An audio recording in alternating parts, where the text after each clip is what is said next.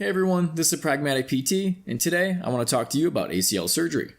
As always, this video reflects my personal opinion based on my own interpretation of the literature. This video is intended to be a source of information and not medical advice, so if you're currently dealing with an injury, I highly suggest you seek help from a qualified medical professional. So the anterior cruciate ligament is one of four major ligaments in the knee, and it lives right about here. Pretty much everyone is familiar with ACL injuries and the surgery that almost always accompanies it. But is there more going on? The process of going from injury back to sport may look simple, but is far from the truth and something we'll dive into a bit deeper right now. There are approximately 250,000 ACL injuries in the US each year, with injury rates for amateur athletes at about 3% and roughly 15% for elite athletes. Adding to that, women are impacted even more heavily, with their likelihood of injury being anywhere from 2 to 8 times greater than their male counterparts. With an injury rate that high, you would think rehab professionals are pretty great at getting people back into shape and ready to go back to sport. Well, a lot of people do get back to playing sports, but roughly 35% of those people never get back to playing at a level that is equal to or higher than before the injury.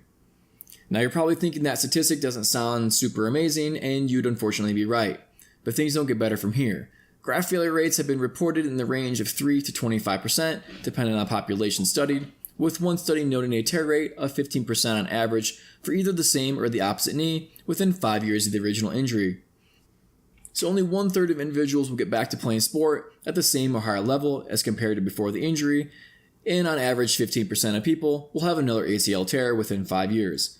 But making matters even worse, a young athlete with a history of ACL tear may be at a 30 to 40 times greater risk of ACL injury than his or her peers who were previously uninjured.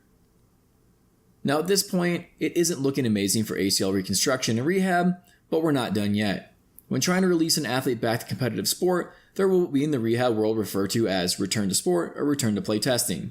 These tests typically include functional tests that involve different hopping activities, as well as strength tests that compare strength to the uninjured side or compare quadriceps to hamstring strength ratios.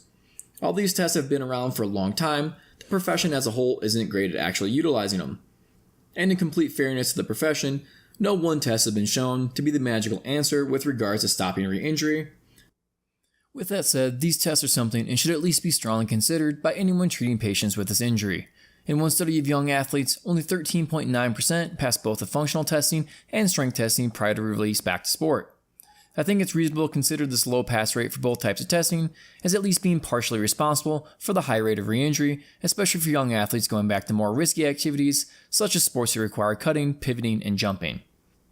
Now I know this video paints a dark picture when looking at ACL reconstruction and the prospect of getting back to the sport you love, but this is unfortunately the reality of things. No surgery is perfect, and everyone's situation is different, so don't feel as though you're doomed to any specific fate. We're all unique individuals, so making gross generalizations isn't always helpful. The point I'm trying to make here is that we still have a lot of work to do with regards to ACL injuries and getting people back to playing sports at a competitive level. So if you're dealing with an ACL injury, what can you do? First, make sure your physical therapist is utilizing return to sport testing and ideally a combination of both functional testing and strength testing. Second, commit to the rehab process because the good news is that people who pass both strength testing and functional testing appear to fare better in the long run. And finally, don't rush the process. Some studies do show a greater chance of passing return to play testing the longer you wait, and others demonstrated a lower risk of re-injury when you wait longer to return to sport.